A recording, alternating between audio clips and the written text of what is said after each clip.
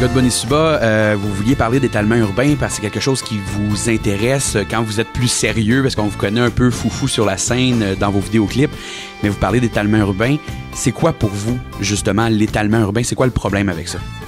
Ben, c'est que ça déborde sur plusieurs sphères. En fait, c'est un problème urbanistique à la base, mais ça déborde autant dans la sphère sociale que dans la sphère environnementale, que dans le politique. Puis c'est, en tout cas, selon nous, selon notre vision, un problème qui est à la source de... En fait, une problématique qui est à la source de nombreux autres problèmes.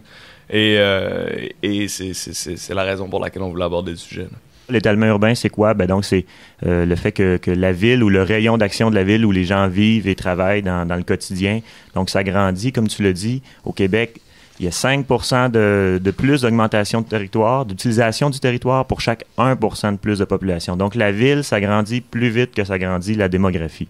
Et ça, dans le fond, c'est lié, c'est intimement lié depuis les dernières décennies, les 50 dernières années avec l'automobile, la possession de l'automobile. Qui dit automobile, dit autoroute, dit étalement urbain.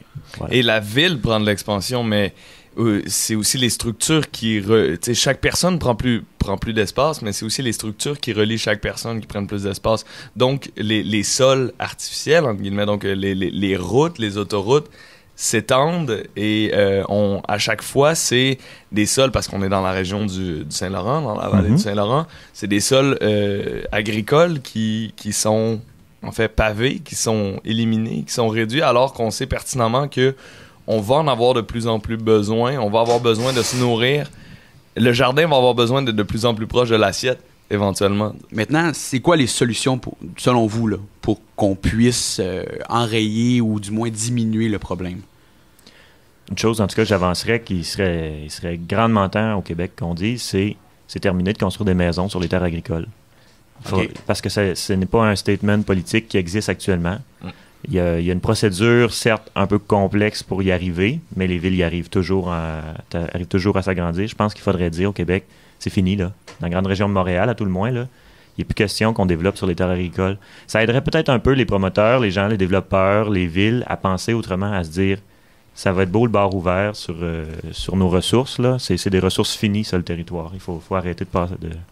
Exact. C'est comme dans un projet, quand tu as trop d'argent pour le réaliser, la créativité rentre pas en ligne de compte, parce que c'est quand t'as pas beaucoup d'argent que t'es forcé à être créatif. Ben là, c'est la même chose, mais avec le territoire.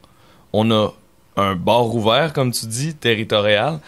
Contrairement à l'Europe, on a des grands territoires, des grands paysages. Fait que on développe comme, il y a de la place, ok, on va mettre une maison là, un parking là, puis une sorte d'achat là. Alors que si on était restreint dans notre espace, ben on aurait à redoubler de créativité pour l'aménager de façon plus logique, plus intelligente, tout simplement.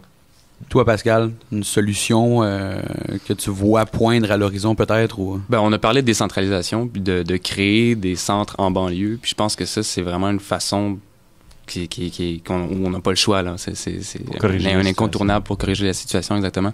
Parce que, justement, faut faire en sorte que les gens puissent subvenir à leurs besoins avec des services de proximité, etc., en pouvant se rendre autrement qu'avec la voiture vers ces lieux-là, justement. Fait qu'il faut créer des petits centres, parce qu'en banlieue, en ce moment, ce qui se passe, les développements qu'on a, c'est des développements style centre d'achat à l'américaine, là, des strips, des boulevards de strip, boulevard des Laurentides style, etc. Ouais. D'un côté, du développement commercial, puis de l'autre côté, souvent de l'autre côté de l'autoroute, du développement résidentiel. Exactement. Où il n'y a que du résidentiel. Mixité. Alors, voilà. Pour relier les deux. Mixité, parce que je veux pas aller acheter une pinte de lait en voiture.